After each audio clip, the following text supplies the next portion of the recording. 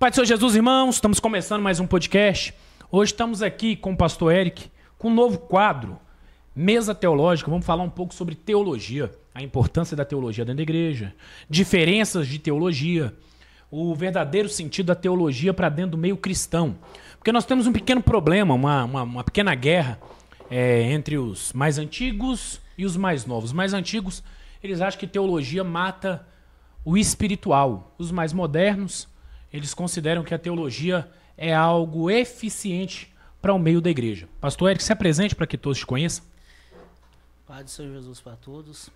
Meu nome é Eric Santana de Oliveira Lima. Sou pastor da Assembleia de Deus Caratinga. Faço parte do Conselho Federal de Pastores e Teólogos. Sou graduado em Teologia, pós-graduado em Psicologia, pós-graduado em Docência do Ensino Superior, pós-graduado em Docência Teológica, Docência e Teologia. Também sou graduado em Ciências Políticas e estou no 7º período de Engenharia de Produção.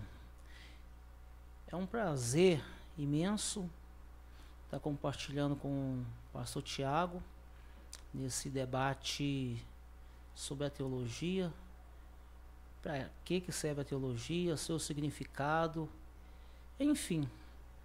Durante esse tempo que nós estaremos aqui conversando, nós estaremos dando uma ênfase sobre a questão teológica.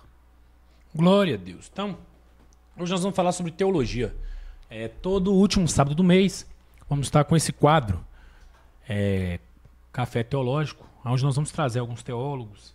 Eu, o pastor Eric, vamos fazer um bate-papo com mais alguns teólogos. E nós vamos falar algumas importâncias da teologia. Vamos explicar alguns ramos teológicos, igual calvinismo, arminiano. Vamos explicar um pouco sobre a reforma protestante. Então nós vamos fazer conversas teológicas. E hoje nós estamos com um tema, a importância da teologia na igreja. Pastor Eric, o que você acha? Você acha que as igrejas modernas, as nossas igrejas, precisam de teologia? E por quê? Então, para se entender a Bíblia, precisa de teologia. Porque a Bíblia não é simplesmente você pegar ela e abrir, e como muitos falam assim, né? Vou abrir a Bíblia e vou deixar que Deus venha falar. Ora, se você não passar por um preparamento, se você não estudar a teologia, não tem como você entender a Bíblia, porque ela foi escrita, tem tempos, datas, autoritarias, texto, contexto, gênero literário, tem todo um contexto disso aí. Então, para entender a Bíblia, tem que estudar a teologia. E a gente vai ver vários ramos da teologia. Qual a diferença, né, entre a teologia acadêmica, entre a teologia seminarista, seminário. Então tem toda uma diferença entre o aspecto dessas duas vertentes.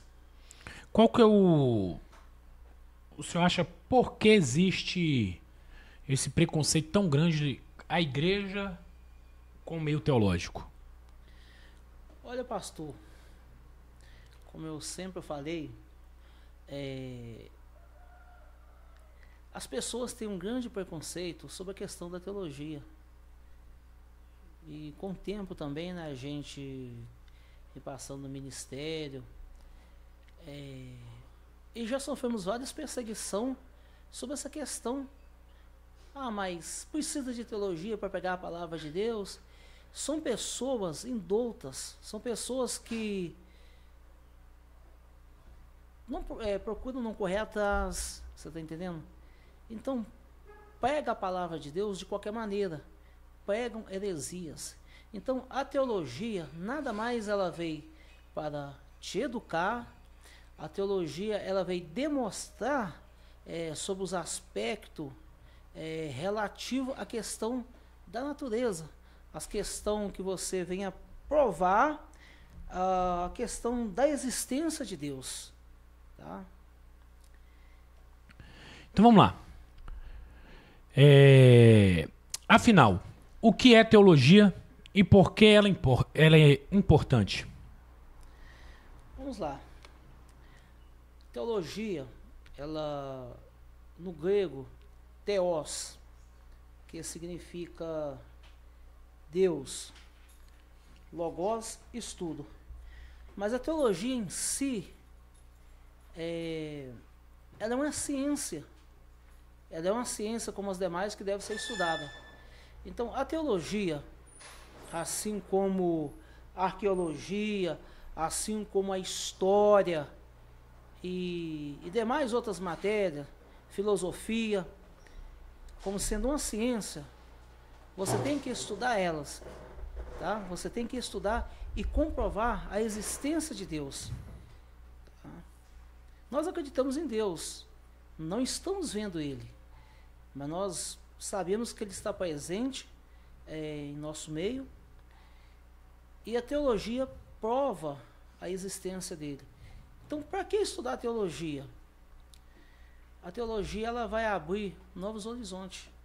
A teologia, ela vai te dar um leque de informações que você, quando você sobressair lá na frente, você vai ter uma chave na mão para você combater direto com as heresias. Então, nós sabemos que nós temos dois ramos teológicos, né? A teologia de faculdade, teologia acadêmica e a teologia de seminário. Qual que é a diferença das duas? Vamos lá. A teologia acadêmica e a teologia do seminário, elas têm um foco na metodologia e elas têm também o seu objetivo final de cada uma delas. A teologia acadêmica, ela busca uma análise crítica textual. Ela busca a histórica das religiões, ou seja, você estudar as religiões, tá? E aprender também nós como servos, não estou falando agora como pastor, mas estou falando como teólogo. E quando você forma em teologia, com uma vírgula aqui você faz um juramento. É feito um juramento quando você se forma, você se torna um teólogo, de você respeitar as demais religiões. Então, buscando, incluindo a questão da Bíblia, incluindo também a tradição cristã e outras crenças, muito mais sobre uma perspectiva científica e filosófica.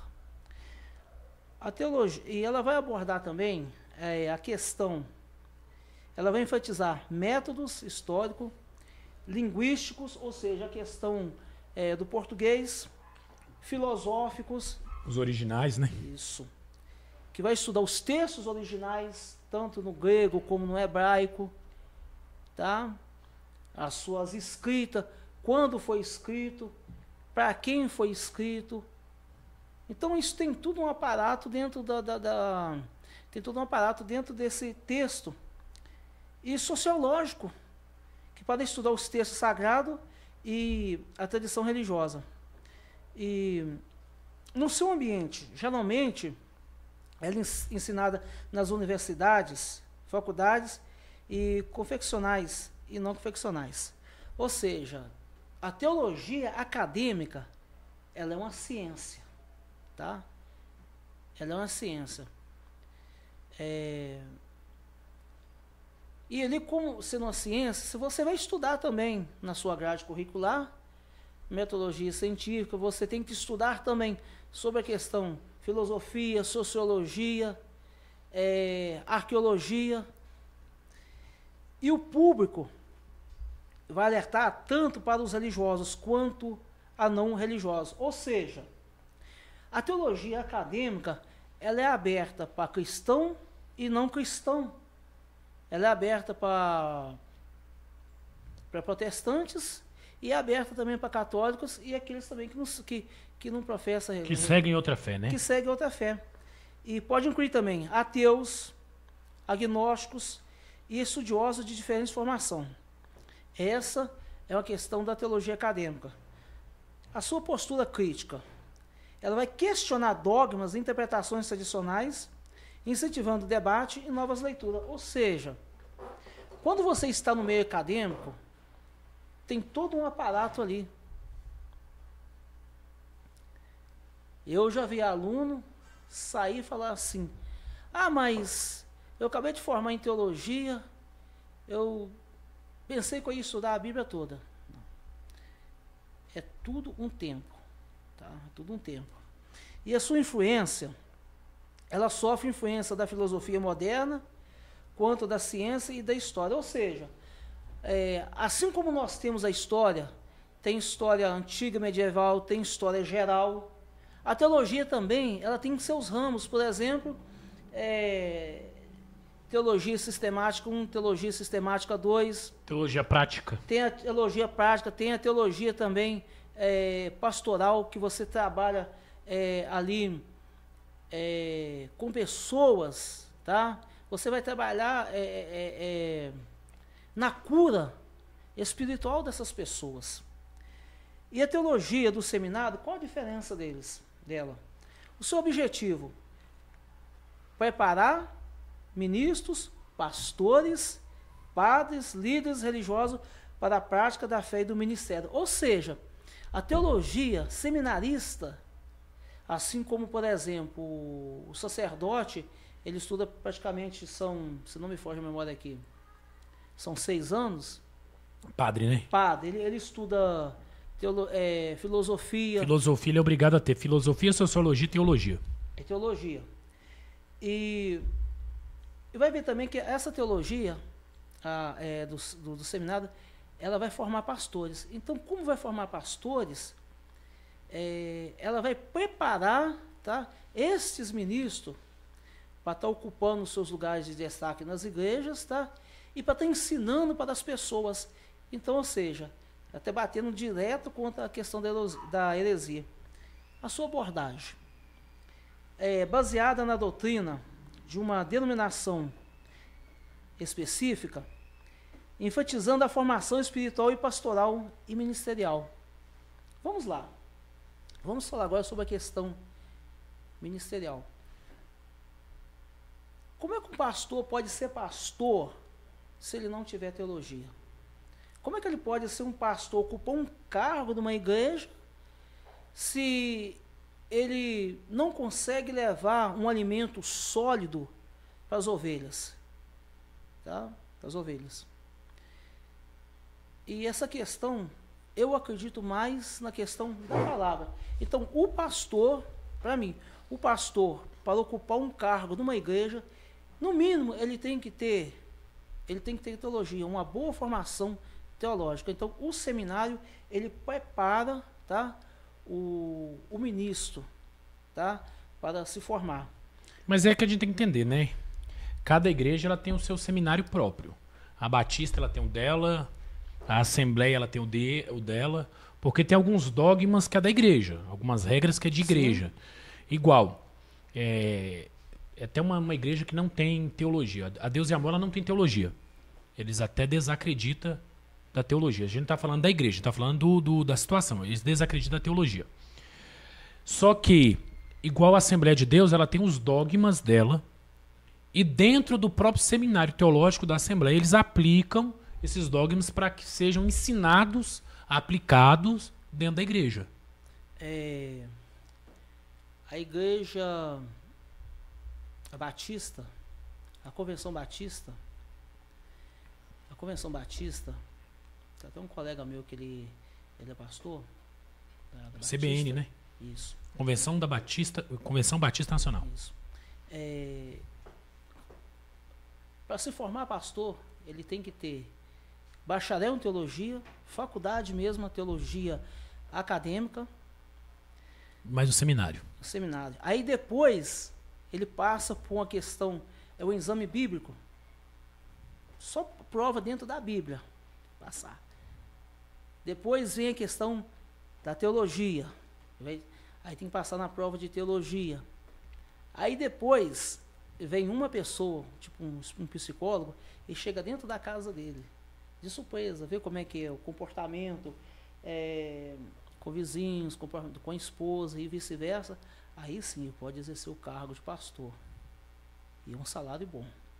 Mas é igual a presbiteriana. A presbiteriana, para você ser pastor da presbiteriana, você tem que passar pelo instituto, o ITQ, que eles falam. Concílio. O ITQ, depois concílio, e aí você entra para os pastores que vão ser igual pastor presidente de campo. Aí tem que ir para Mackenzie, estudar mais 4 anos e meio, para que depois possa assumir o pastorado.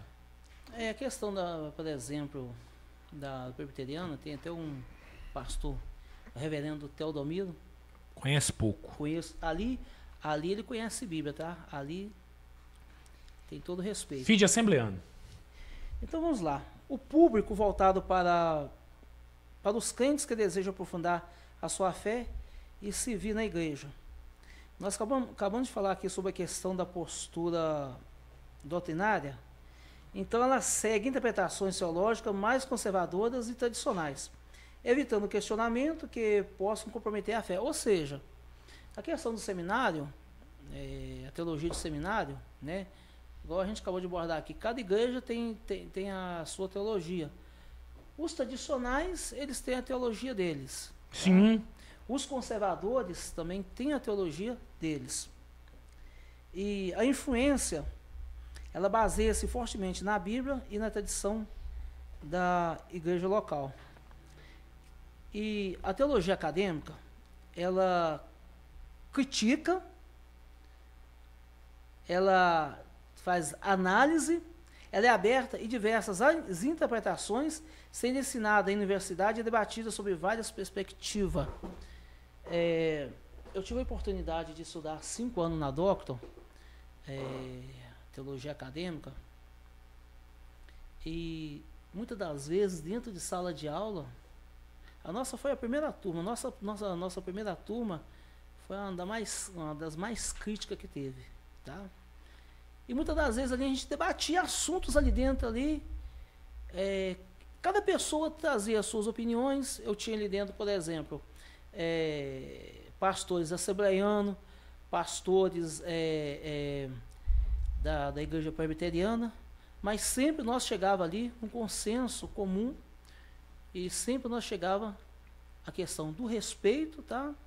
Que uma das coisas mais importantes, mesmo tendo um debate sobre a questão teológica, eu aprendi assim, a ter a questão do respeito. O respeito, em primeiro lugar, ele está acima de todas as coisas. E quais eram os assuntos mais debatidos dentro da faculdade? Pastor, que é bom que a gente está falando de teologia para dentro da igreja, então nós temos que saber algo para que a igreja talvez se interesse um pouco mais. Olha, dentro do seminário, nós falamos mais só da teologia acadêmica. Nós não levamos para dentro do seminário a questão da teologia bíblica. Não levamos para dentro do seminário a questão da teologia bíblica. Por isso que nós já falamos, quando a teologia, ela é uma ciência que você precisa estudar a história, a arqueologia, sociologia, metodologia científica. Então tem toda uma diferença da teologia ao seminário. No seminário vai estudar a teologia bíblica. Por exemplo, questão de maior versículo da Bíblia, menor versículo da Bíblia. Bibliologia, soteriologia, escatologia, tá? Então tem todas essas diferenças aí. E para nós que somos cristãos, eu sempre eu enfoco uma coisa. As pessoas falam assim, nossa, às vezes tem um misticismo, às vezes as pessoas têm aquele medo. Ah, não, eu vou fazer a teologia porque eu vou desacreditar na palavra, não sei o que lá mais. Mas, ô pastor Eric, eu consigo entender o medo, porque o senhor tem quantos anos de evangelho? Eu tô com 37 anos. De igreja? De igreja. Vamos cá, deixa eu pegar aqui. O pastor, você está quantos anos de igreja? 10 anos. Quanto? 12 anos. Você, varão? Uns 10. Ali nasceu no berço evangélico, posso falar muita coisa não. Mas vamos lá. Vamos ser bem sinceros.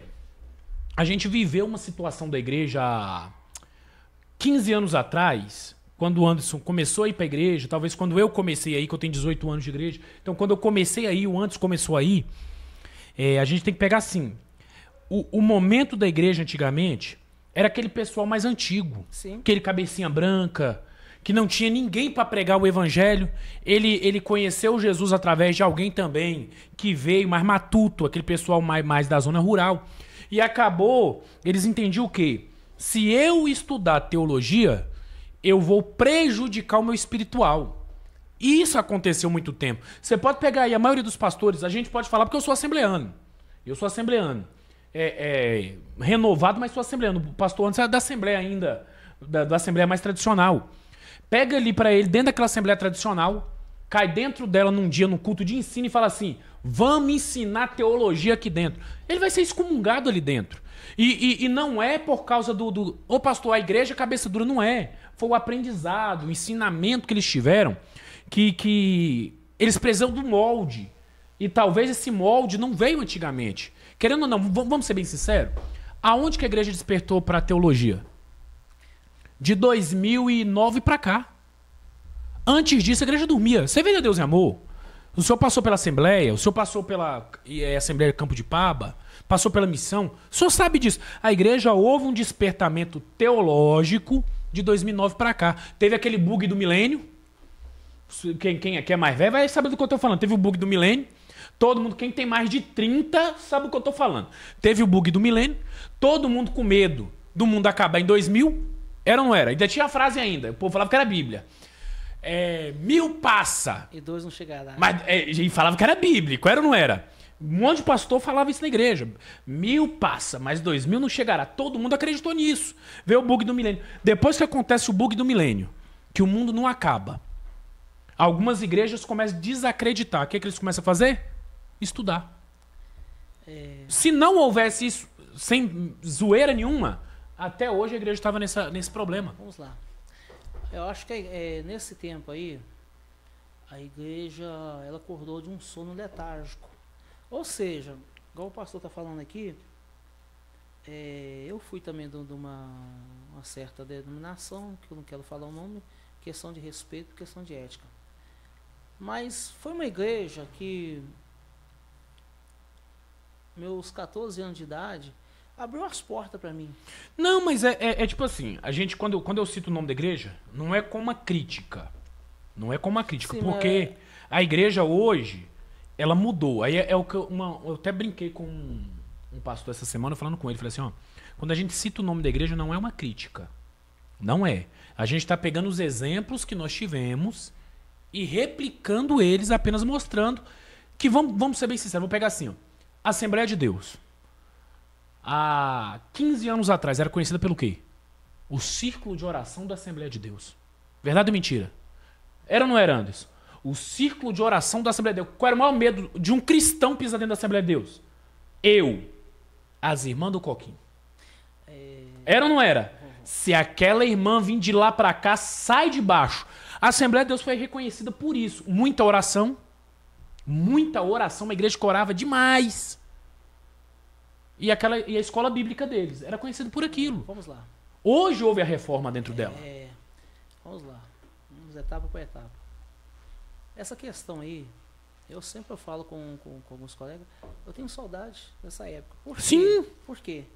Era uma época, às vezes as pessoas não conheciam a letra, que é o que nós falamos hoje. Eram pessoas simples, pessoas humildes, que buscavam a Deus, a questão do jejum, da oração. E nós vimos acontecer milagres. Muitos. E hoje, muitas das vezes, dentro das igrejas, nós não estamos vendo mais milagre acontecer, essas coisas. Eu sempre falo uma coisa, eu nessa parte aí, eu não critico. Sempre, quando eu falei assim, quando eu comecei a estudar teologia, o meu lado espiritual, eu nunca larguei ele. Sempre continuei sendo a mesma pessoa, orando, jejuando, buscando a Deus.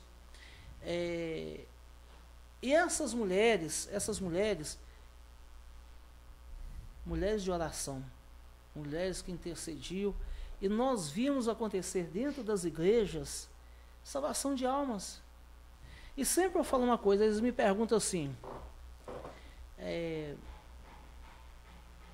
você continua sendo minha pessoa? Eu falo assim, continuo.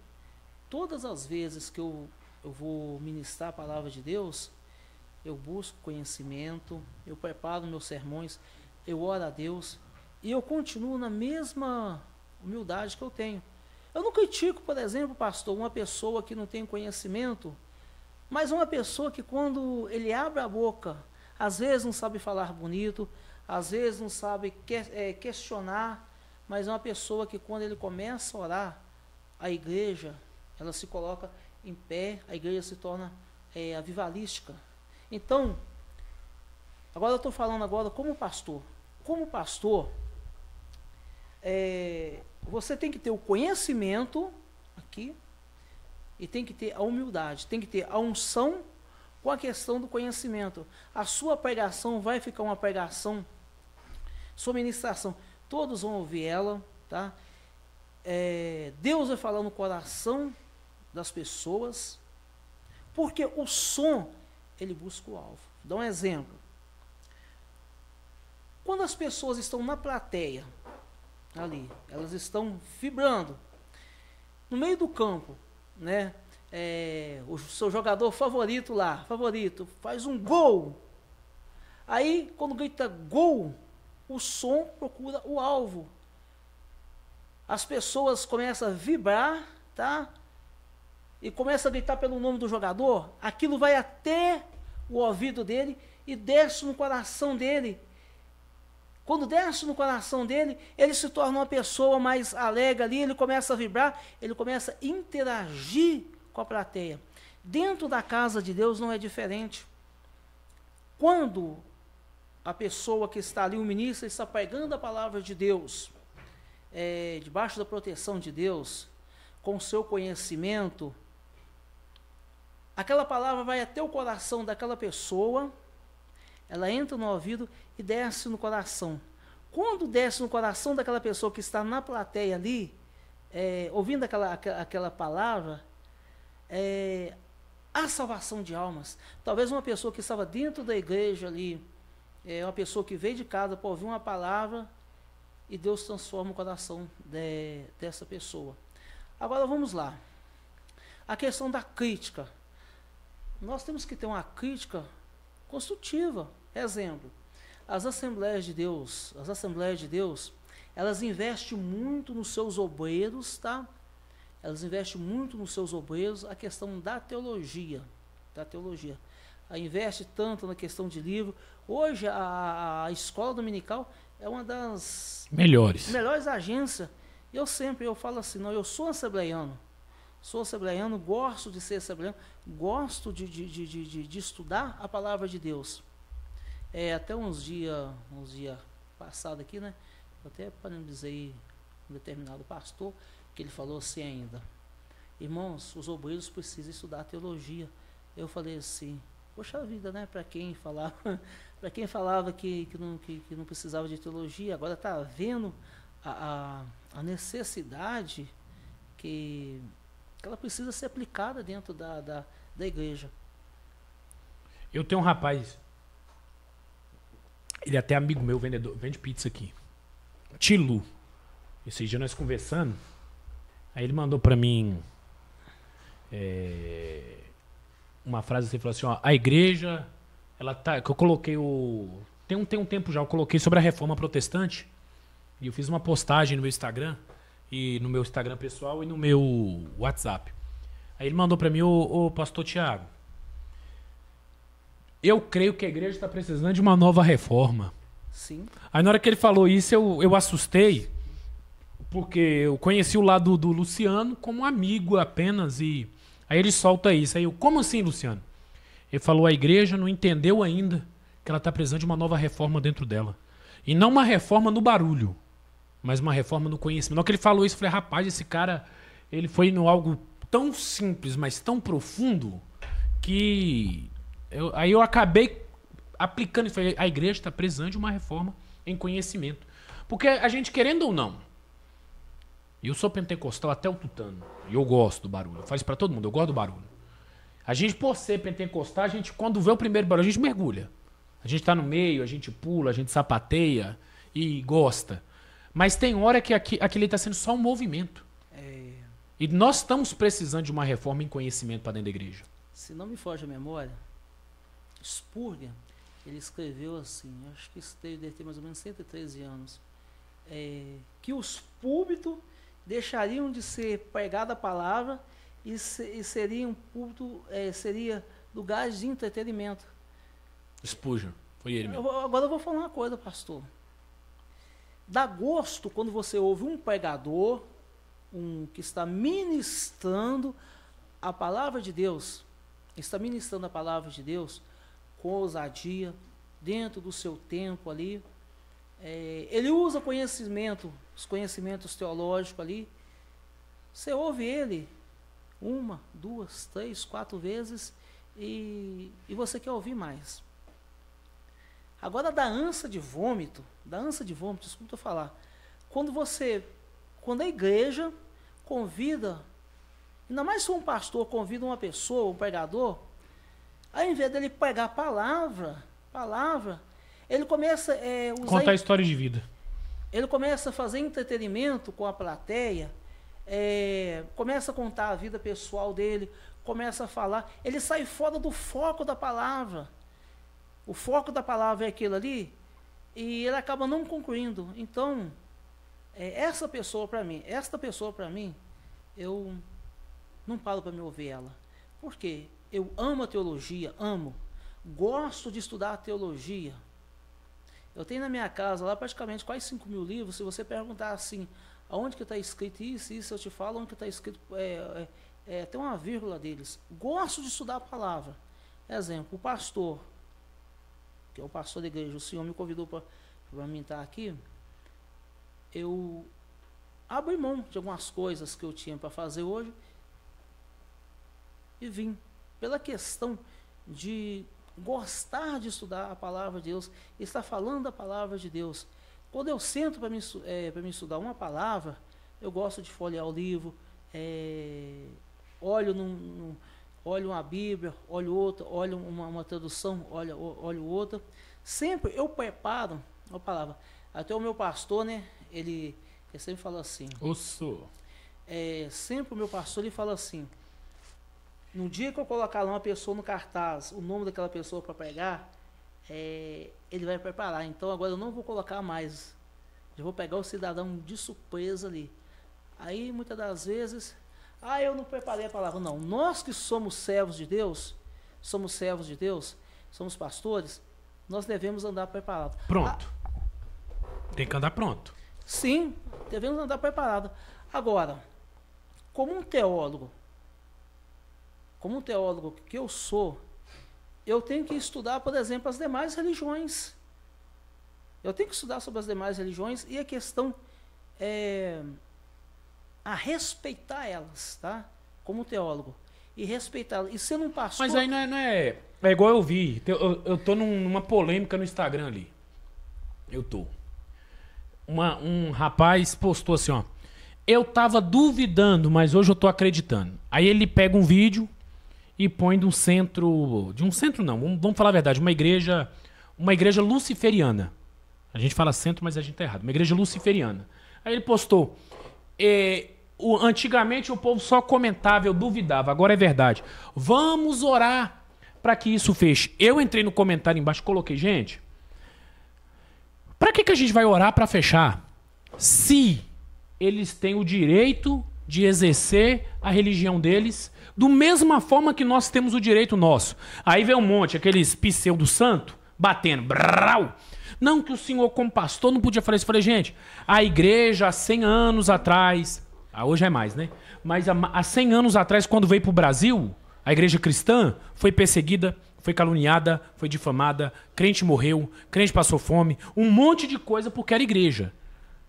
Se a gente não aprender a ter respeito pela outra religião, como que a igreja vai continuar de pé? O respeito vem antes de qualquer coisa. Ah, mas eu não sou cristão, irmão. Você não é cristão, pode sentar na minha mesa, vamos bater um papo, vamos tomar um café, vamos fazer a mesma coisa. Ah, eu adoro outro Deus, irmão. Não quero saber o Deus que você adora. Eu quero saber como ser humano que você é. Claro. E aí eu vi aqueles pseudos, perdão o jeito que eu tô falando, mas os pseudos do santo. Que a igreja não pode concordar, irmão. A igreja não pode concordar com o pecado. Claro. A igreja pode concordar com o pecado. E muitas vezes está concordando com o pecado dentro dela. A igreja não pode negociar princípio. E muitas vezes está negociando os princípios dentro dela. A igreja não pode... Isso eu estou falando dentro da igreja, não estou falando fora não. Fora da igreja, a outra religião, para mim, que ela continue, que ela trabalhe, que ela faça. Se Cristo quiser salvar alguém lá dentro, a salvação vai entrar e não vai ter jeito. Pastor, eu tenho colegas meus, eu respeito eles. Sim. Que são espíritas. Sento com eles. Posso falar a verdade? Pouco tempo, agora tive uns 2 meses, tá? Eu vou falar o nome para preservar essa questão. Eu batendo um papo com uma pessoa, perguntei para ele assim: o senhor é que é evangélico ou é católico? Ele falou assim: eu sou espírita. Ele me citou a Bíblia de trás, de frente para trás. E foi falando algumas coisas. Eu me identifiquei como teólogo, me identifiquei como pastor. Eu falei assim: olha, eu gostei muito da sua conversa. Então, da mesma forma que eles têm o direito deles, essa questão religiosa está na Constituição. O que nós estamos... Se não me foge a memória, artigo... Se não me foge, o artigo 88. Nós somos país laico. Isso. Artigo 5º inciso da Constituição. O Estado é laico. Inciso 5, Isso. artigo 88. A laicidade, ela não vai interferir nisso aí. Eu vou dar um exemplo para o senhor aqui.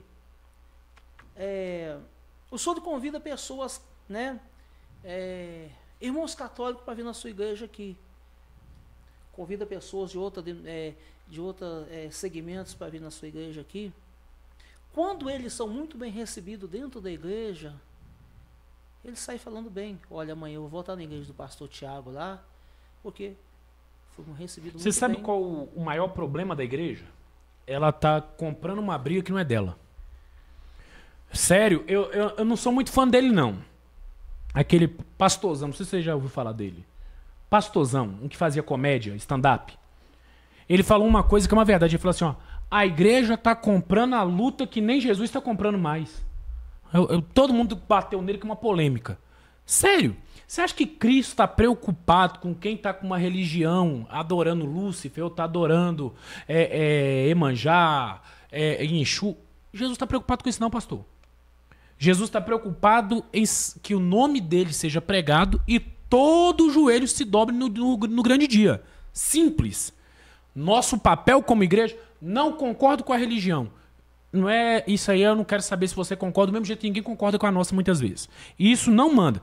O que manda é o cara ser cristão por onde é que ele for. Você é católico? Sou, estou do seu lado. Eu sou espírita também, eu estou do seu lado. A gente tem que entender que o papel da igreja é ser diferença no mundo. Não é... eu não concordo. Aí tá entrando uma briga que não precisa entrar. Aí vamos falar a verdade que a igreja não tinha que concordar? E a igreja está abrindo porta muitas vezes? A igreja muitas vezes.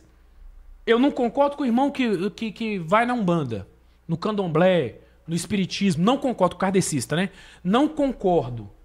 Mas calma aí. A igreja está aceitando prostituição dentro dela. E muitas vezes no meio da liderança. E a igreja está como? Cruzou os braços. Porque aí entra até uma pergunta que eu ia fazer para o senhor aqui, que eu deixei ela pronta, que a gente tem que entender. Como que a teologia influencia a cultura e a sociedade? A gente está num meio que hoje está polarizado. E como que a teologia influencia nisso? Pastor, essa questão da polarização, vamos lá. Nós temos hoje uma briga tão grande, essas pessoas, elas... Vamos falar hoje sobre racismo religioso. Racismo religioso. Ah, mas que eu sou evangélico, eu eu não vou cumprimentar o espírita, eu não vou cumprimentar o irmão católico, não sei o que lá mais. Muito bem. O nosso Jesus, ele pregou amor. Ele pregou amor. Tá? Então, se for isso, quantas pessoas que as cruzadas mataram em nome de Deus? Quantas pessoas que mataram usando o nome de Deus? Então, eu vejo essa questão aí, por exemplo, dessa briga como uma forma latente. Tá entendendo?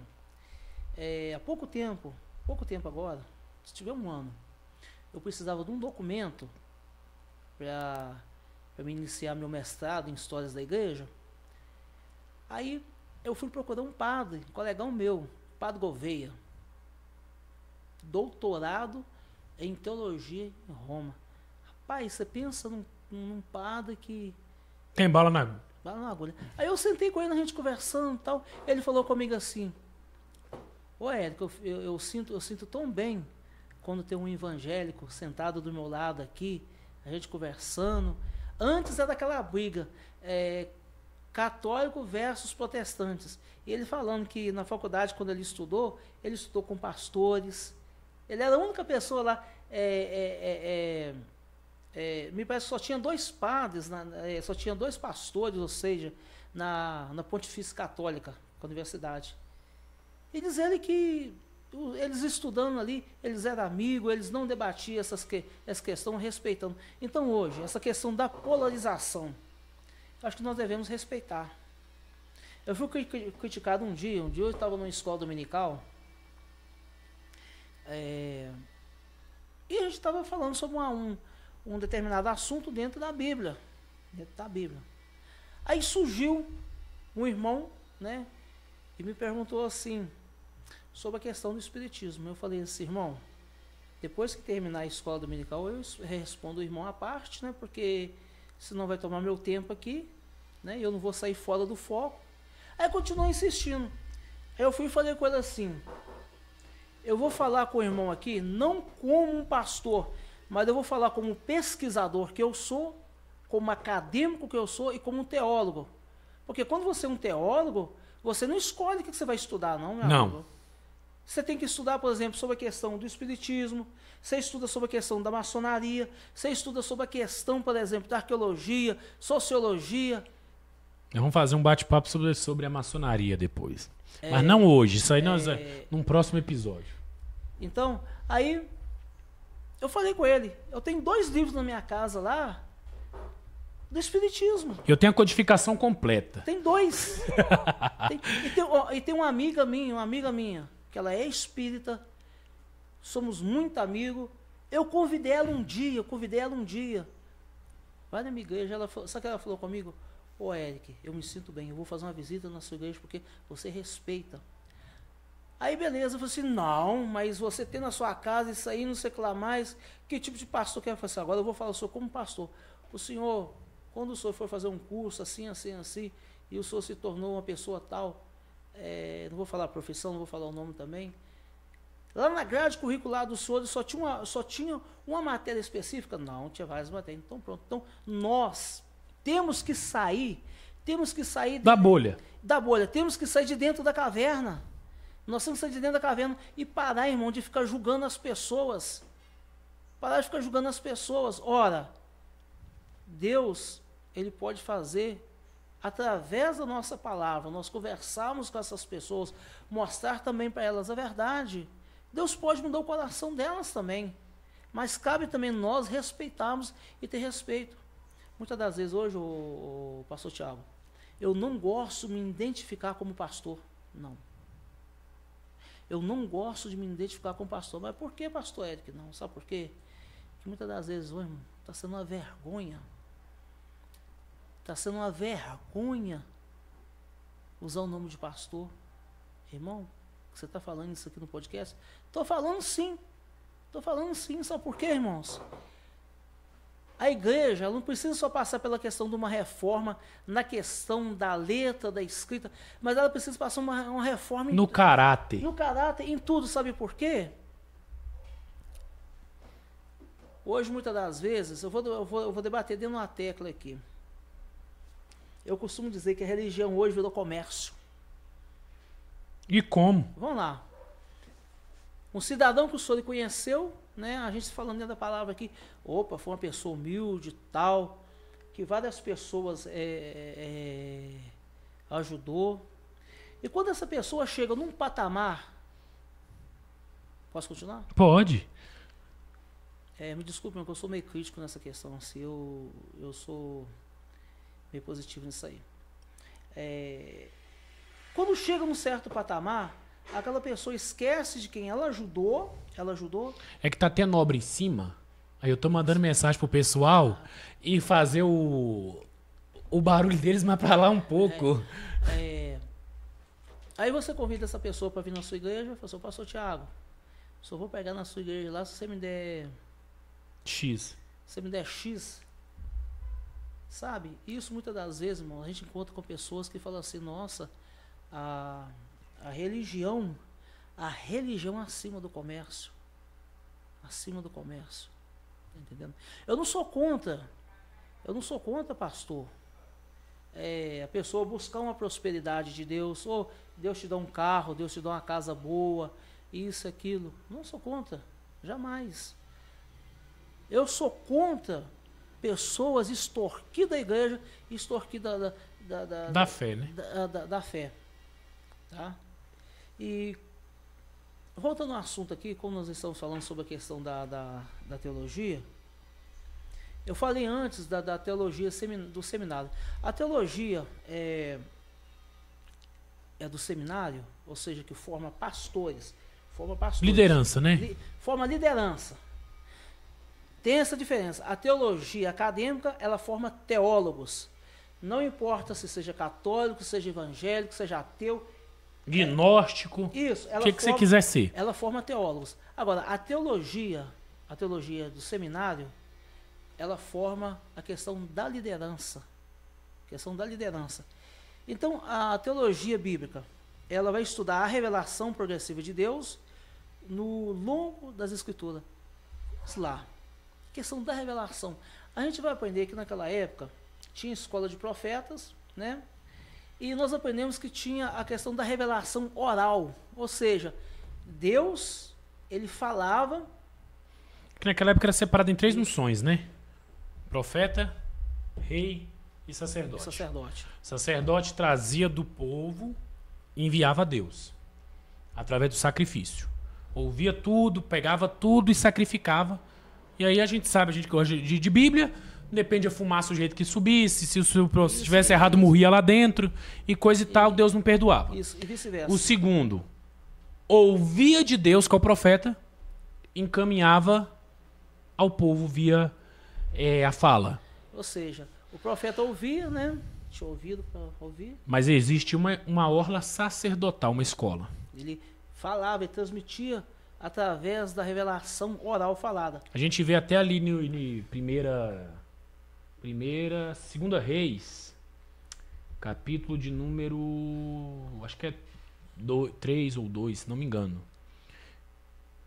Se não me engano, 4. Que é onde diz assim, ó, meu marido, que o marido morre, tá com uma dívida, que alguns falam que o marido é até... que é citado em uns capítulos antes, né?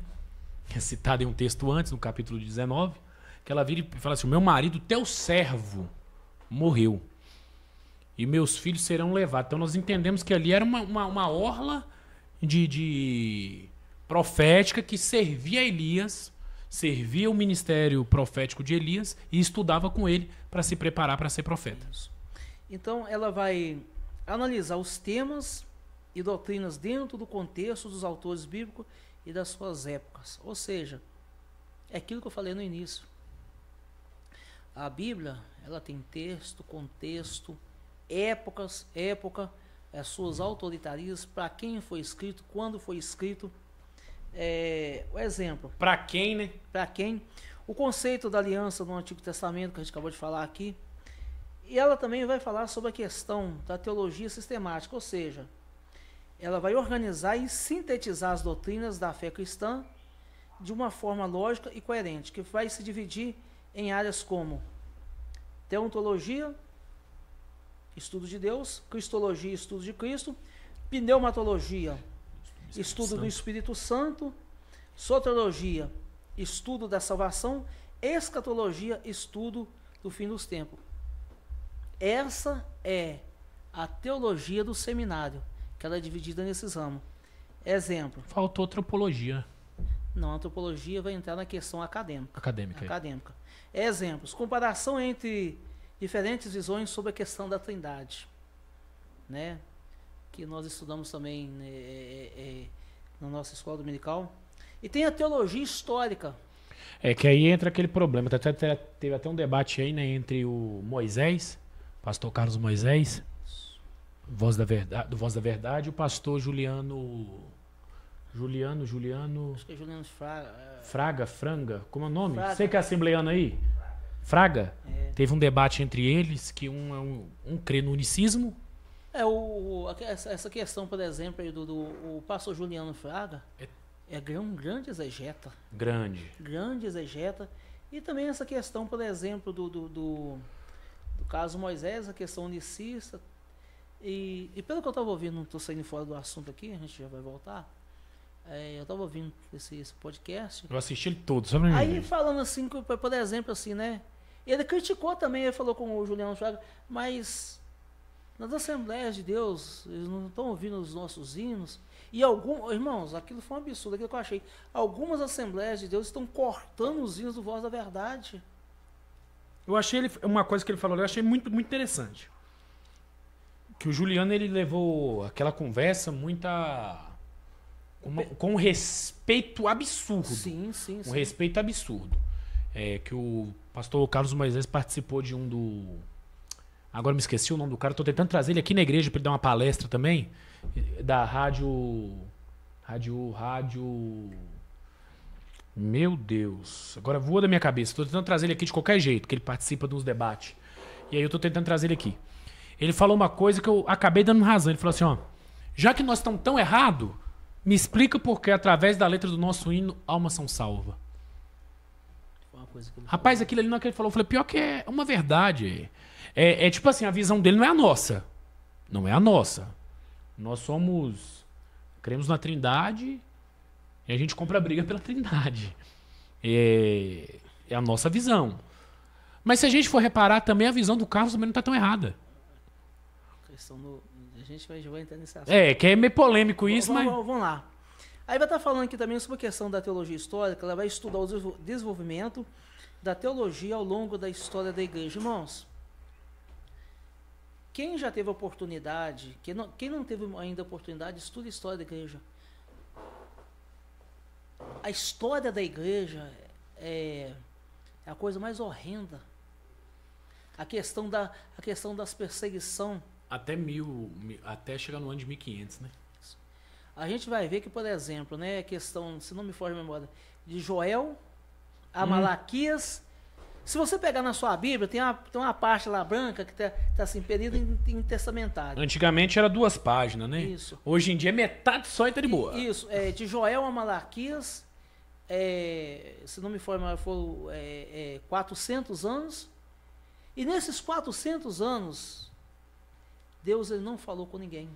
Não é de Malaquias a Mateus? Não, peraí. Não, de Joel a Malaquias é um período. De Malaquias a Mateus é outro período. É o interbíblico. Então são 700 anos. Durante 400 anos, Deus não falava. Deus somente falava com reis, sacerdotes, com profetas. Nessa época, havia resquícios de livros. Não havia nada.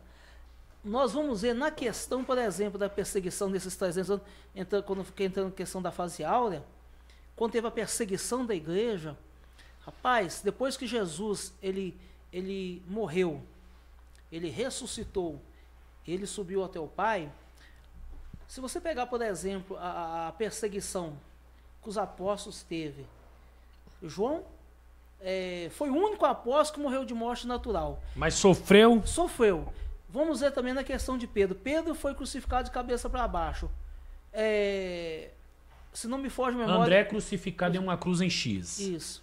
Felipe arrastado em praça pública. Um outro foi esfoliado vivo, arrancado a pele dele vivo. Se não for, João Marcos. João Marcos. O Zelote, Simão Zelote, foi decapitado. Então vamos lá. Aí tem uma parte da história da igreja, da história da igreja, que vai falar sobre a questão de Nero. Quando Nero, para iluminar seus jardins, o que ele faz? Ele pega os cristãos, coloca toca betume e poca fogo. E fogo. Então, César também é. César. Você quer pegar um louco, é César aqui. Isso é até história, conhecimento. O povo não sabe porque o nome da cirurgia que mulher ganha neném é cesárea.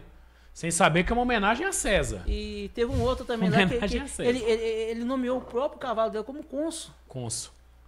O César Calígulas. César era tão louco que ele abre a barriga da mãe dele para poder entender como é que funcionava. Então, olha as loucuras da época. Então, a história da igreja vai estudar sobre isso aí. Agora, como é o nome da mulher Como é o nome da mulher que foi uma das prepulsoras para a igreja cristã ser aceita?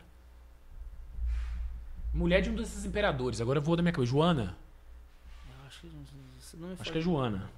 Mas, outra questão também, examinar como as doutrinas evoluíram foram debatidas em concílios e reformas. Vamos lá. Concílio de Trento, Concílio de Jerusalém, Concílio de Constância. Se não me foge a memória, o Concílio... Niceia. Acho que o Concílio de Niceia, quando eles fizeram a questão do crédulo. Niceia. Concílio de Niceia. Aí vamos lá, não vou pegar aquela questão, por exemplo, do é onde separa o cânon sagrado também. A questão do cristianismo, né?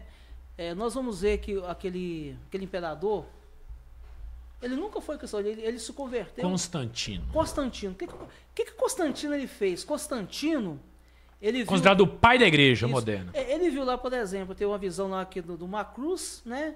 Com um fogo numa cruz, e com isso, com essa cruz, o império naquela época, o império já estava destruído. O que ele fez? Ele uniu a igreja com o Estado, ou seja, a religião com a questão da política, e fez isso aqui, ó.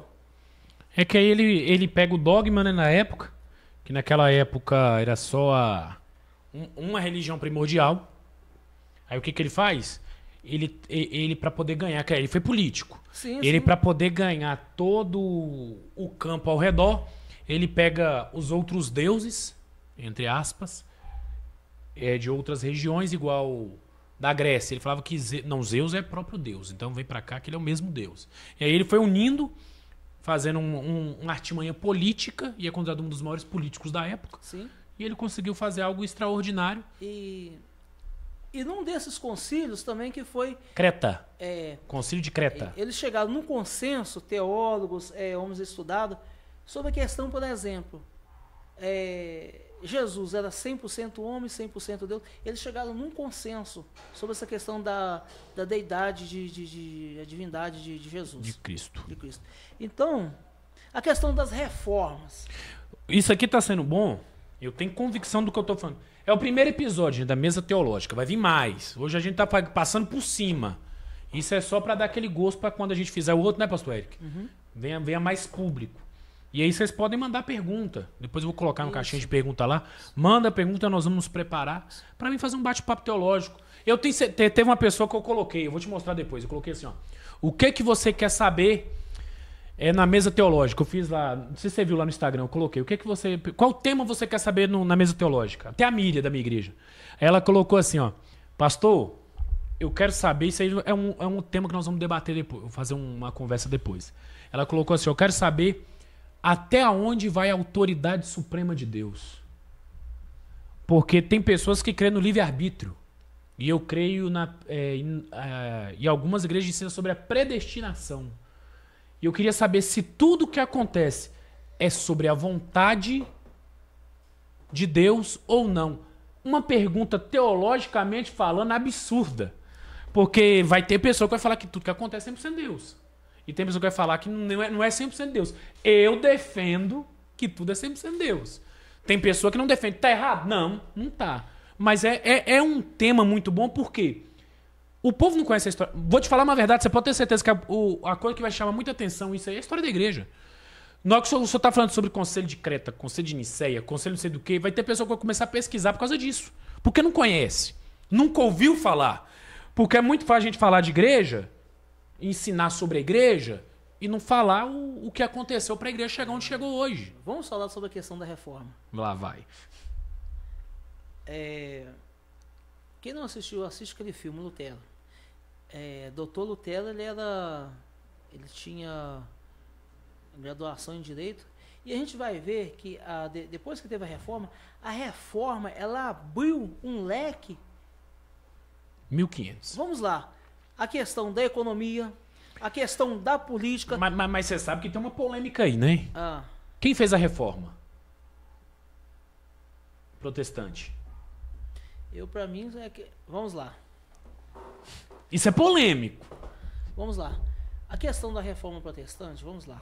Que a gente conhece a história que Lutero pega, 95 teses na porta da igreja em Wendell, na Inglaterra, e blau. Vamos falar sobre um pedacinho aqui da questão da Mas teve Isso, um atrás. isso. Vamos lá, vamos falar a questão da história. A história hoje que é ensinada no No ensino, meio da igreja. tanto na igreja como no ensino médio. Vamos lá. Quem sustentava... Vou lembrar da base. Isso é básico. Quem sustentava a base? Os escravos, a nobreza, em cima, o clero. Naquela época, se não me foge a memória, da transição do feudalismo para capitalismo, os feudos eram grandes, eu estou falando em questão de história. Não estou falando Bíblia, tá? Agora, então, os feudos, grandes donos de terra, naquela época, a igreja católica, ela tinha um poder nas mãos. Tá? Naquela época a igreja católica colocava reis, Sim. tirava reis Sim, e o pau quebrava. O poder na mão, tá? E você vai ver que naquela época o clero usava aquela roupa vermelha. Por que aquela roupa era vermelha? A questão da realeza. Então nós vamos ver... Era até a separação, Sim, né? Na sim. casa dos romanos e a casa de algum judeu era separado Isso. por telha vermelha Sim. e telha branca. Aí vamos lá, essa questão aí. Só que aí, a igreja, ela precisava construir a Basílica de São Pedro. E precisava de dinheiro. E nessa época, se não me informa, os banqueiros começou a bancar a questão para a construção Da Basílica. os banqueiros imperiais, né? E a igreja viu, porque naquela época Roma ela era um esgoto a céu aberto. Aí entra nessa questão aí, por exemplo, Martim Lutero, ele foi enviado até Roma, para ele fazer o doutorado dele lá. Quando ele viu aquela questão lá, por exemplo, né? Pessoas começando, né, subir escadas, ali chegava ali com um florim de prata, depositava ali dentro de um cofrinho ali, a indulgência, olha, reza tantos assim, porque vai ser tirado a pessoa. Houve ainda polêmica 100 anos antes essa questão, da Joana, né? A papa, a mulher porque era papa. Isso, questão do purgatório, essas coisas. Só que aí quando Martim Lutero ele viu aquilo, ele ficou assustado. Não é isso não. Aí o que ele fez? Ele começou a questão questão das 95 teses. Uma preparação, né? Que quem estuda aquelas teses consegue entender que aquelas teses não é só teológica. E uma das teses, eu não sei qual que está escrito lá, mas uma das teses, ele vai estar falando assim: o ministro, ele tem que preparar o seu sermão. É uma dessas teses, ele vai estar falando alguma coisa assim, depois eu vou pesquisar lá. Então, quando ele vê aquela questão que a igreja, o Estado, estava usando as pessoas, ele começa a ser contra. Então, o Papa, na época, se não me foge, o Papa Leão, Leão II. Manda excomungar ele, tá? E Só que depois, quando foi... ele junta todos os príncipes do império, eles impõem na época ao imperador da época. E todos os imperadores, o imperador vai e fala assim, não, vamos cortar a sua cabeça. E todos os príncipes do império se impõem ali diante do imperador. E tinha um dos príncipes do império que gostava de Lutero. Sim, agora eu me esqueci o nome dele. Que deu um salvo-conduto para ele. Eu me esqueci o nome dele. Deu um salvo-conduto para ele. Tá? Deu um salvo-conduto para ele. Aí, depois de um certo tempo, falou assim, olha, todos os príncipes do império se opôs contra o imperador. O imperador liberou, ou seja, a questão da nova religião. Aí, quando Martinho Lutero faz a questão a tradução da Bíblia, né, do latim, se não for alemão, as pessoas pegaram a Bíblia da primeira vez, elas tiveram um impacto quando elas começaram a estudar a Bíblia, porque desde aquela época, somente o Papa que podia ler a Bíblia, mas ninguém. E de costa, né? E de costa, porque né, as rezas eram feitas em latim e os cantos feitos em gregoriano. Os cantos eram tudo feito em gregoriano. Aí, Martinho Lutero ele colocou as 95 teses na porta do castelo de Wittenberg. Em Windley. E nisso aí veio a questão, por exemplo, abrindo essa questão questão do protestantismo, tá? Como eu disse, abriu o leque tanto para a economia quanto para a reforma. Aí vem logo depois John Wesley, João Calvino e tantos outros assim. O precursor da reforma foi Jerônimo, Anjo Lutero, o homem que foi queimado. Ele já tinha iniciado. Ele estava preparando. Pode dar uma olhada. Jerônimo Savonarola. Isso. Jerônimo Savonarola. Foi um dos o precursor da reforma. É chamado um dos precursores. Ele naquele livro Heróis da Fé. Isso. O primeiro que cita é o Jerônimo. Ele começa porque ele pregava que a população voltasse à virtude de Cristo, cristã, e criticava a imoralidade e a vida de prazeres florentinos. Ele pregava e sobre seus sermões era a personalidade que causava um profundo impacto à população. Ele começa a fazer a prepulsão na hora que a Igreja Católica vê que ele ia fazer algo inacreditável, eles mandam matar. Eu tenho um livro, Jerônimo. Isso. Eu tenho um livro lá em casa lá que um dos pregadores ele pregava o sermão Pecador na Mão de Deus e lá. John Bunyan. John Bunyan. Não, é Jonathan Edwards. Não, John Bunyan. Tem um livro, Pecadores na Mão de Deus Irado. John Bunyan. Eu acho que não, depois eu vou olhar lá. Acho que John Bunyan. Aquele homem ele pregava com tanta unção que as pessoas o povo ouvia. Falavam assim: "Parem, reverendo, porque nós estamos no inferno de boca aberta nos chamando." É um livro muito bom. Então, eu tenho ele. E também vai explicar sobre a questão da teologia dogmática. Ela foca nos dogmas oficiais de uma tradição ou denominação cristã. Vamos lá. Nós devemos saber o que é doutrinas bíblicas e o que é usos e costumes.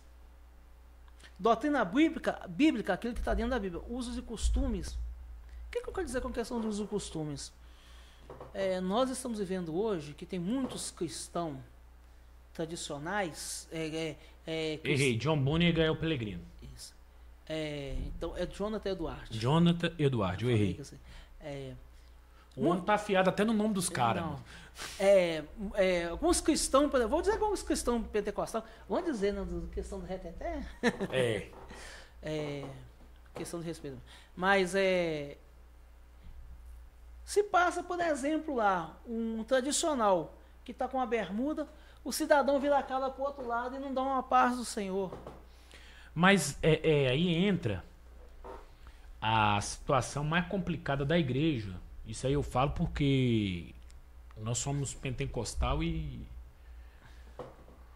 a guerra da igreja pentecostal não começa agora. É uma guerra muito antiga. Porque os tradicionais, Coninha Batista, Presbiteriana, a gente sabe que a Assembleia começa no porão da Batista. Tem os batistas, os anabatistas. A Assembleia começa no porão da Batista, lá em Belém do Pará, né? A Assembleia. brasileira, a Assembleia de Deus do Brasil, que é a Assembleia de Deus americana, começa na Rua Azusa. Agora eu esqueci o nome do estado, mas na Rua Azusa. A gente tem que entender que a guerra começou ali, porque houve um pequeno problema, um atrito entre os batistas e os assembleanos. Então, tudo que falava que era batista que fazia, os assembleanos recuavam e não aceitavam. Então, houve essa guerra. Houve uma guerra no nosso meio. Essa questão dessa divergência, né? Então, também vai explicar sobre a questão, explica as crenças fundamentais de uma igreja específica, tanto a igreja católica como a igreja ortodoxa e protestante.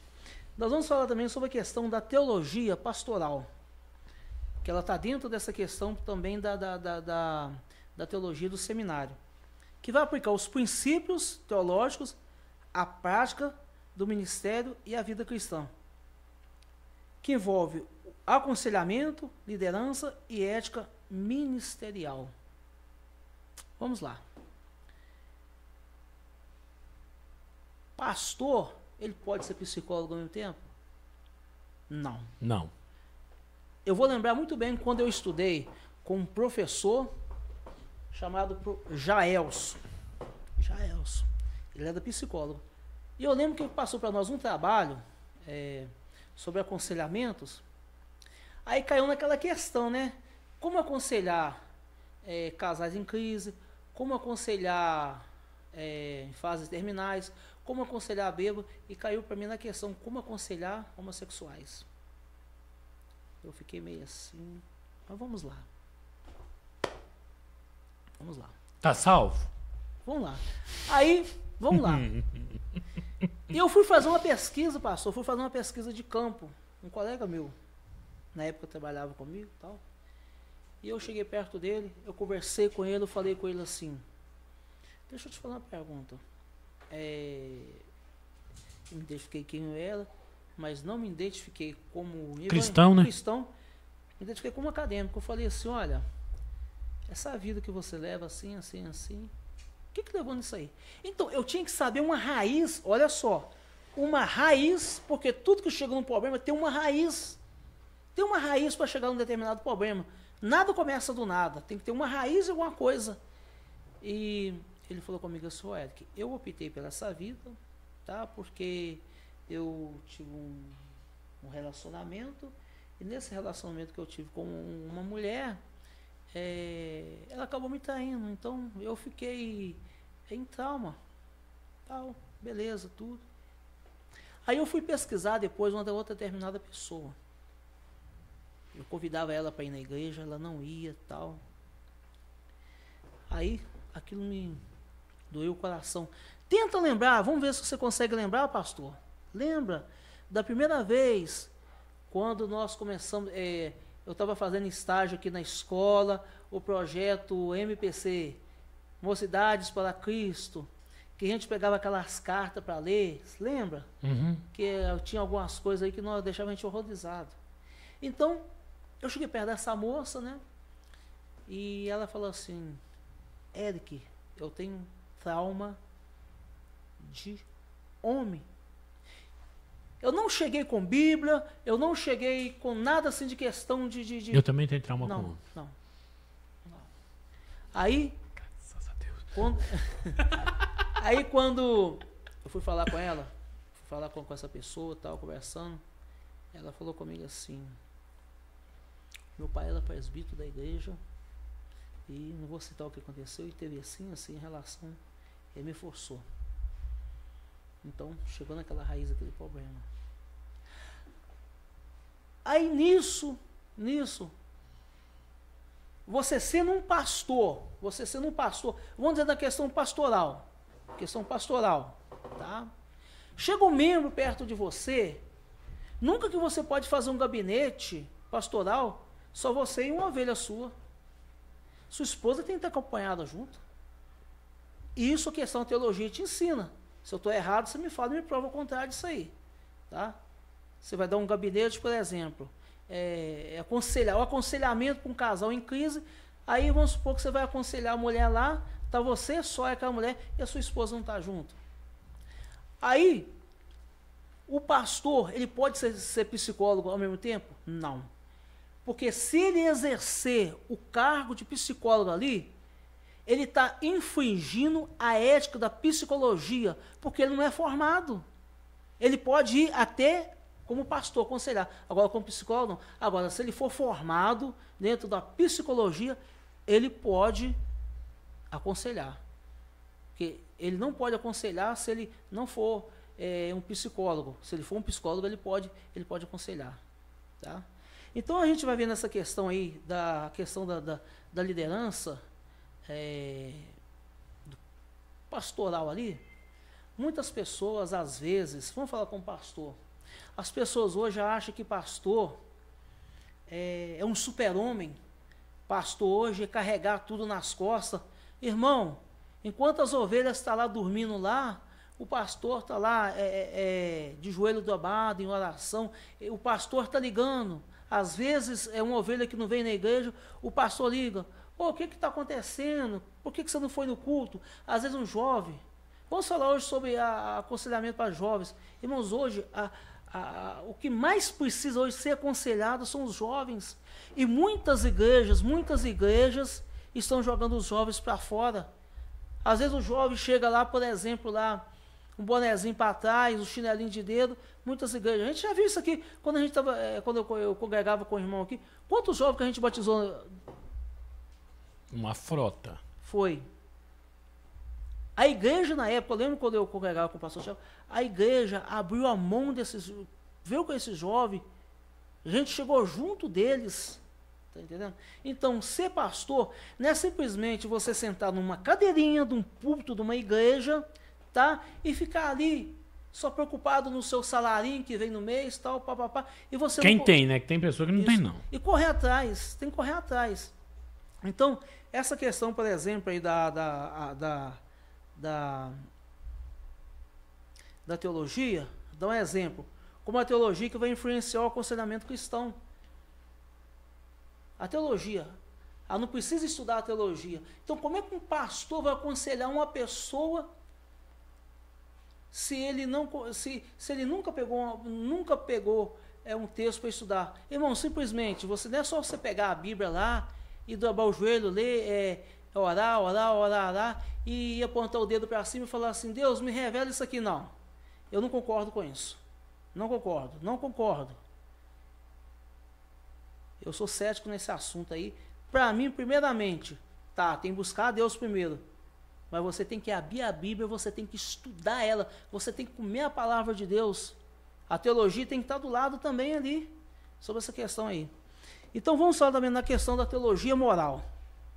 A teologia moral, ela vai explorar as questões éticas, morais, à luz da fé cristã, que vai relacionar como bioética, justiça social, comportamento cristão. Exemplo, a posição cristã sobre aborto e eutanásia. Questão da teologia moral. Agora vamos lá. Questão nós falamos, está dentro de uma questão, a questão do aborto e a questão da eutanásia. Não vou entrar nesse assunto porque é um assunto polêmico. Muito polêmico. A teologia...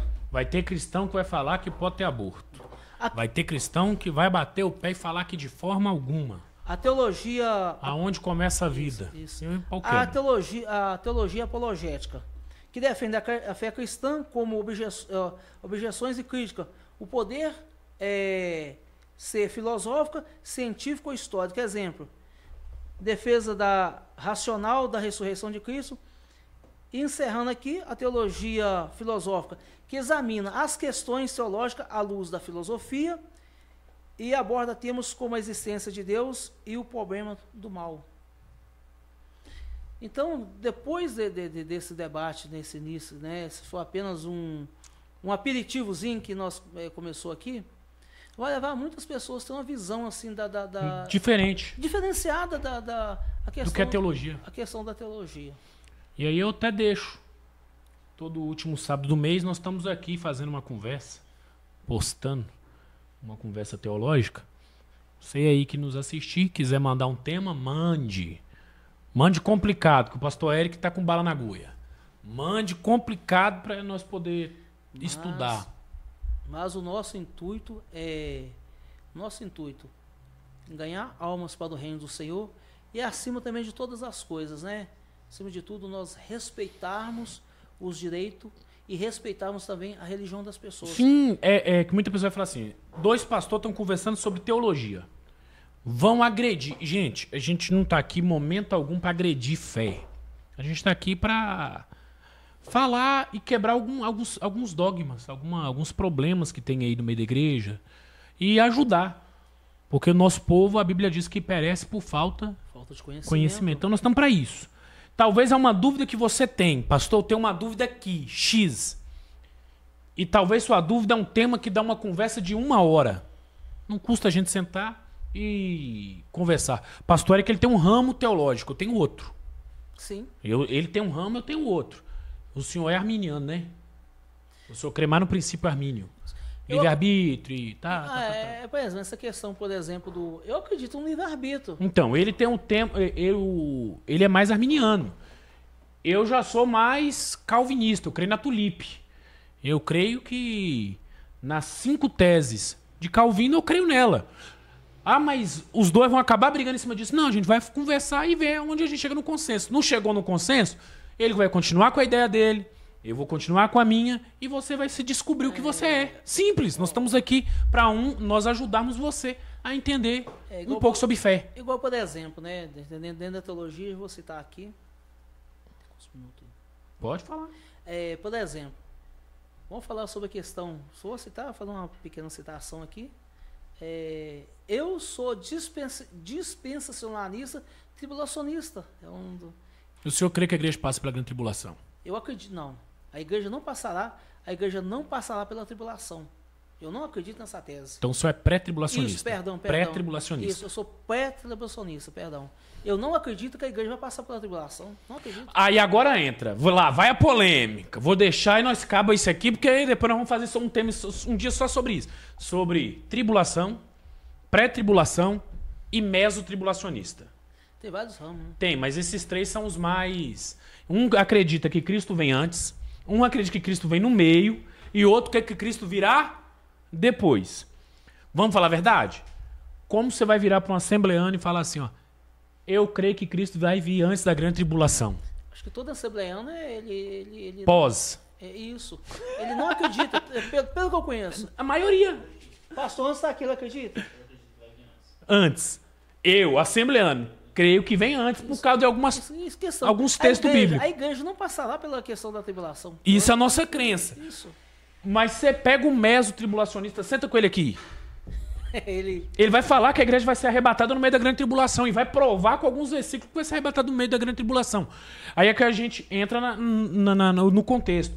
Talvez quem está nos assistindo ou vai nos assistir tenha a mesma visão que a nossa, ou talvez vai ter a visão que o pastor Eric tem, não vai ter a minha, e até hoje não se descobriu espiritualmente. Porque ouve tanta coisa e fica travado. Por isso que é bom a mesa teológica, que a gente consegue abrir visões e transformar algumas coisas aí. Por isso que é bom. Sim, então por isso que eu... Esse aqui nós vamos deixar para o próximo, tá? Nós vamos falar sobre os 3 ramos principais do arrebatamento. Por isso que eu falei, a teologia, ela abre um leque de informações. E eu vou citar também, eu gosto muito de respeito à questão dele, né? Ele seria foi um grande cientista, foi um médico, Dr. Enéas Carneiro. Um monstro. Dr. Enéas, tá? Um homem que se dedicou toda a vida a estudar. Aí, num programa do Serginho Grossman, me parece que acho que em 92, 93... 92, que 94 ele se candidatou. Isso, mais ou menos aí. Aí fizeram a pergunta para ele assim. Doutor Enéas, o senhor acredita na existência de Deus? Ele disse assim, olha, eu respeito e eu sei que existe o grande arquiteto do universo. Se eu estou aqui, foi alguém que me criou. Não me pergunta, ele falou assim ainda, não me pergunta porque eu não sou teólogo. Porque o teólogo, a teologia que vai explicar isso aí. Eu sei sobre a questão da sociologia, a questão, por exemplo, da filosofia, mas eu não sou teólogo. É o teólogo que vai explicar isso, a teologia que vai explicar sobre isso aí. Mas ele disse assim, Alguns querem usar, por exemplo, assim, a questão, não, eu sou ateu para, né, envaidecer. Não, ele falou assim, eu não sou ateu. Eu acredito na existência do grande arquiteto do universo. Eu acredito em Deus. Mas eu não sei explicar sobre ele. Quem vai explicar isso aí é o teólogo. Então, vamos colocar isso aqui entre aspas aqui. A teologia, ela veio para isso, tá? A teologia, ela veio para explicar isso aí. Então, a gente deixou a diferença entre a teologia acadêmica, que ela é uma ciência... E a teologia... Ela é uma ciência que deve ser estudada com respeito, tá? E a teologia do seminário. A teologia do seminário, como a gente viu, ela forma pastores. Então, uma coisa que eu falo, quando você for pegar a Bíblia, não estude a Bíblia simplesmente como um jornal do dia a dia, não. Pegue a Bíblia, estude ela, coloca livros do lado, busca datas, ocasião, eras, contextos linguísticos. Uso, costumes da época. Para quem foi escrito, quando foi escrito. Que existe até a polêmica e nós finalizamos. Isso. Mulher não pode cortar o cabelo. Porque lá no livro de 2 Coríntios, capítulo número 12, né? 12 cita isso. Isso era um costume por causa da igreja de Corinto. Vamos lá. Você falou essa questão, podemos fechar com isso aqui? Pode. Agora vamos lá. Eu fiz até um trabalho na época sobre isso aí. Naquela época tinha, se não me foge a memória, tinha o canal do Istmo. Istmo. O que seria o canal do Istmo? Ali naquela época ali, das grandes navegações, todas as cidades, todas as civilizações, elas se emergiram nas suas grandes construções, como a Fenícia, como o Egito, foi ali perto dos rios. Por quê? Perto dos rios ali. Porque ali vinham as embarcações ali, exemplo. E naquela época, as mulheres, né, que se diziam, na linguagem... Da vida. Mulheres da vida. Mulheres da vida, né? Da vida. O cabelo delas era cortado. Tosquiado. Então, por exemplo, quando chegava um navio ali, aquelas mulheres estavam por perto, né? Para ter seus programas, aquelas coisas ali. Para ganhar a sua vida e realizar prazeres, né? Prazeres. Aí tinha a questão, por exemplo, dos judeus. As judias tinham cabelo longo. Foi aquela questão, por exemplo, assim... Se cortou o cabelo, que tosquinho tudo de uma vez. E aí Paulo usa isso para as mulheres poderem participar do culto. Isso. Aí a questão, por exemplo, né? A questão da comida que ela levava os ídolos, que não podia comer aquelas coisas. Sabe por quê? Porque depois que a sacerdotisa estava dentro do templo ali, adorando aqueles deuses, aquelas comidas estavam ali, elas sacrificavam os ídolos. Sim. Então, por isso... Mas... Aí vamos lá. Aí que entra a questão... Viu, irmãos? Aí que entra a questão da teologia para explicar isso aí. Porque a Bíblia, vamos lá, a Bíblia não vai explicar isso aí. A teologia, ela entra com base na sua ênfase. Eu estou dizendo, a teologia, ela vai entrar com base na sua ênfase para explicar essa questão aí. Para dar, assim, por exemplo, assim, um norte ao novo horizonte do que seria naquilo aí. Aí a gente pega, por exemplo, alguns pregadores que não entendem nada e vai falar aquilo ali, não sei, e começa a falar baboseira assim no público, começa a pregar, pastor. Qual é o texto? Mateus 24. Mateus 24 tem um texto mais completo de costume judeu do que Mateus 24? Muito difícil. Mateus 24, se você dobrar ele assim, ele vai mostrar o judaísmo ali. Ali ele explica para a igreja, ali ele fala para a igreja, a nossa igreja, ali tem uma vertente para o judaísmo da época, e ali tem para os cristãos, e para quem estava seguindo Cristo. Há 3 ramos ele está falando. Quando fala que ele vai pisar no monte, montado num cavalo branco e tal, aquilo ali não é para nós. Aquilo ali não é para nós. A igreja foi embora. É nossa crença, né? A igreja partiu no mundo. Aí muito crente, não, que Cristo vai ter que pisar, que não sei o que, senão não vou... Irmão, aquilo ali é para judeu, porque o judeu acredita que o Messias vai vir montado num cavalinho branco, bonitinho, entrar dentro do templo e falar assim, estou restaurando o trono de Davi. Simples, aí o cara não consegue entender essas coisas. Então a teologia, ela veio para isso aí, tá? Quebrar esses... Para quebrar esse paradigma. Esse paradigma.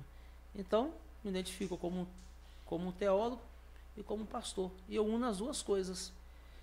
Um grande consenso, né? Isso, só que eu sempre falo, algumas coisas, eu sou cético, algumas coisas. Depois nós conversa sobre... Outro dia nós vamos falar sobre isso. Por ser... mas pastor, é por estudar demais você... Não, eu sempre falei uma coisa, algumas coisas eu acredito e outras não. Porque o que me levou a isso aí?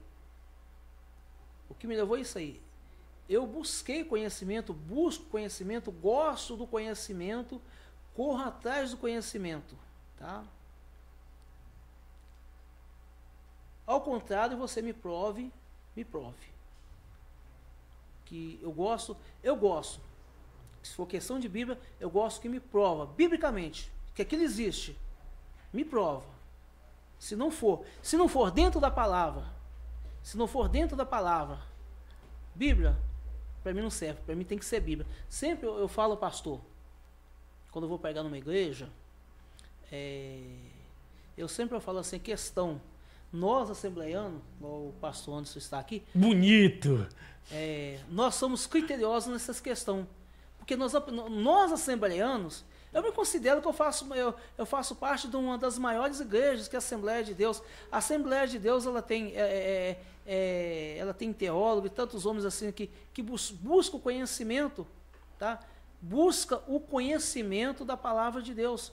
Então a Assembleia de Deus, ela tem toda a sua base numa formação, numa grande formação. Então eu me sinto bem nesse ministério, por fazer parte desse ministério, e sempre eu falo, irmãos, eu vou pregar Bíblia. E o que acontecer posterior à Bíblia? Isso, o que acontecer posterior à Bíblia, aquilo nós conversamos depois. Então vamos lá.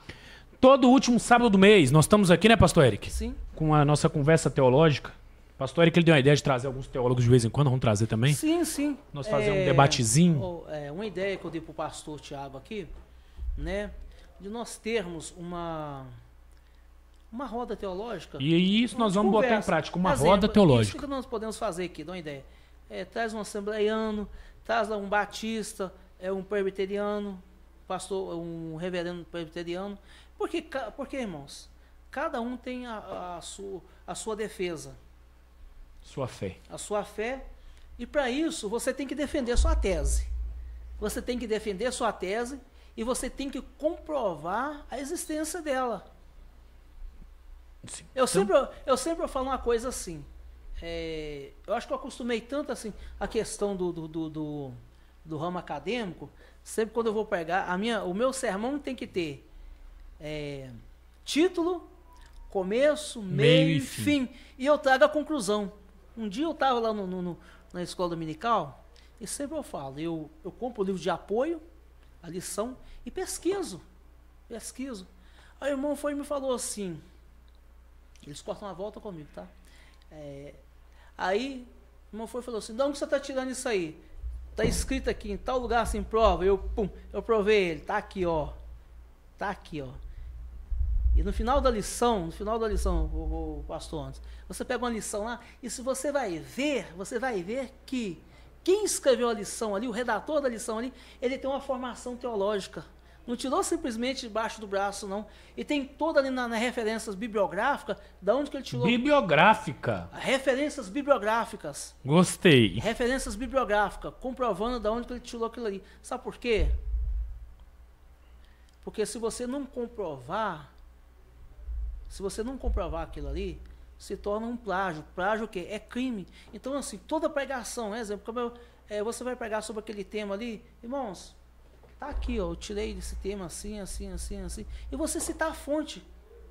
Nada melhor você beber da fonte, água fresca, porque você sabe que a fonte está ali.